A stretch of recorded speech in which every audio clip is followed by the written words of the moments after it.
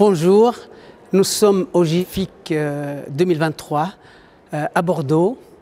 Je reçois aujourd'hui une amie, un médecin qui s'occupe beaucoup de l'adaptation cardiaque. Elle est experte dans ce domaine et c'est Florence Beauvais. Bonjour Florence. Bonjour Mohamed. La réadaptation cardiaque, il y a énormément d'arguments en faveur de son efficacité et malgré tout ça, elle n'est pas suffisamment indiquée, malgré qu'elle est recommandée de toutes les sociétés scientifiques, que ce soit françaises, que ce soit américaines ou européennes. Et je voulais que tu nous parles un peu de ces bénéfices de la réadaptation cardiaque que tu connais très bien. Alors les bénéfices de la réadaptation cardiaque, en particulier de l'entraînement physique, sont multiples. Comme tu le sais, il va y avoir des effets sur le cœur, mais également sur le système cardio-circulatoire, sur le système pulmonaire, sur le système nerveux autonome, avec une amélioration de la balance sympathique-parasympathique. Il va y avoir également des éléments et des arguments pour un effet anti-inflammatoire, des effets sur le métabolisme. Enfin, ce sont des bénéfices et des mécanismes qui sont multiples, qui vont permettre en effet que l'activité physique, et en particulier chez le patient insuffisant cardiaque, soit bénéfique. Est-ce que tu peux nous dire quels sont les facteurs prédictifs de ce bénéfice chez un patient insuffisant cardiaque que tu réadaptes? Alors d'abord, ce qu'on sait, c'est que pour évaluer le bénéfice de la réadaptation, on sait le plus souvent de l'amélioration de la capacité physique, en particulier l'amélioration du pic de VO2, et on considère qu'en quand il y a plus de 10% d'amélioration de ce pic de VO2, il y a un bénéfice en termes de gain d'activité physique pour le patient.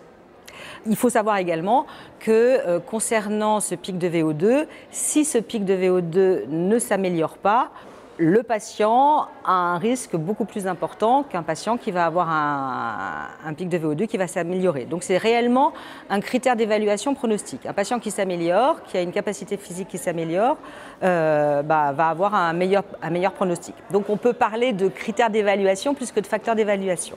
Ensuite, en ce qui concerne les facteurs prédictifs, alors beaucoup de choses ont été étudiées. Toutes les études sont quand même de petites études qui ont été menées sur des populations hétérogènes, donc c'est difficile de faire sortir énormément de facteurs. Ce qu'on peut dire, bien évidemment, c'est que quand on est âgé avec des comorbidités, ça va être un peu plus difficile de s'améliorer, mais en fait, l'objectif de définir ces facteurs prédictifs, ça ne va pas être de dire celui-là il n'en tirera pas énormément d'effets bénéfiques donc je ne vais pas le réadapter. C'est à l'inverse. Ceux qui ne vont pas tirer de bénéfices de l'activité physique parce qu'ils n'améliorent pas leur capacité physique, il va falloir que je m'en occupe encore plus et peut-être qu'il va falloir que je m'en occupe différemment de la façon dont je m'en occupe actuellement. Voilà, donc les facteurs prédictifs, c'est en fait pour moi il faut faire attention de voir si le patient il s'améliore. S'il améliore sa capacité physique, c'est qu'il a de bons pronostics et je m'arrêterai là, je n'irai pas plus loin pour les facteurs prédictifs dans la mesure où je pense qu'il faut réadapter tout le monde. D'accord. Alors, avec tous les effets bénéfiques qu'on connaît et que tu connais, démontrés par beaucoup d'études internationales, comment on explique qu'il n'y a que 10% des patients qui méritent une réadaptation en cas d'insuffisance cardiaque le font? Et la deuxième question, c'est comment fait-on pour améliorer justement cette fréquentation des services d'adaptation cardiaque? Alors, c'est vrai, malheureusement, c'est ce qu'on montre, que 10% des patients qui ont été hospitalisés pour une insuffisance cardiaque vont en centre de réadaptation cardiaque. Alors, il y a de multiples raisons, mais il y a une raison essentielle qui est qu'on n'a pas suffisamment de centres de réadaptation cardiaque. Ça c'est clair. Du coup, tous les patients ne vont pas être en centre de réadaptation cardiaque. Donc, de ce fait-là, il y a un certain nombre d'initiatives qui sont en train de se développer, en particulier ce qu'on appelle des structures légères, des initiatives dans le cadre des articles 51. On pense que c'est des solutions qui vont être intéressantes pour la prise en charge de ces patients, en tout cas pour essayer d'augmenter le nombre de patients insuffisants cardiaques réadaptés, parce que 10%, clairement, ce n'est pas suffisant quand on voit les bénéfices que ça peut apporter. Mais à côté de ça, il y a la téléréadaptation aussi qui se développe dans l'article 51.